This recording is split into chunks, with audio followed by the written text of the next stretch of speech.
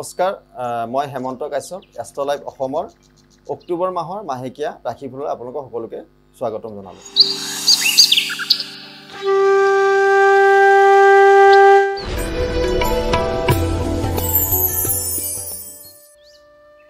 এইবাৰ আহিলো মই কুম্ভ ৰাশিলৈ। কুম্ভ ৰাশিৰ জাতক জাতিকাসকলৰ পুত্ৰ আৰু কন্যাৰ পীড়া থাকিব পাৰে। যাত্ৰাৰ ক্ষেত্ৰত নিষিদ্ধ কৰাই ভাল। বিয়ায় যথেষ্ট এই মাহত আপোনালোকৰ হ'ব পাৰে। কৰ্মত ব্যাঘাত আহিব, স্ত্ৰীৰ অশান্তি আহিব, ভাতৃৰ অসুখ থাকিব পাৰে, শাৰীৰিক ক্লেশ, পাৰিবাৰিক অশান্তি আহিব পাৰে। ব্যৱসায়ীসকলৰ ক্ষেত্ৰত এই মাহটো যথেষ্ট হ'ব। উকিলৰ সুযোগ লাভ আৰু বিদেশ যাত্ৰা এই মাহত আপোনালোকৰ হ'ব পাৰে। এই মাহত আপোনালোকে শুভ ফল পাবৰ বাবে আপোনালোকে দুৰ্গাৰ নৱমী বিহিত পূজা কৰিব পাৰে। আৰু কাৰোবাৰ যদি শনিৰ দশান্ত দশা বা শনিৰ কিবা দায় দুখ লাগি আছে, তেওঁলোকে শ্যামা কালী পূজা নাইবা কালীমণি দৰ্শন কৰিলে সেই শনিৰ পৰা আপোনালোকৰ যি দুখ লাগি আছে, দুখৰ পৰা আপোনালোকে পৰিত্ৰাণ পাব পাৰে।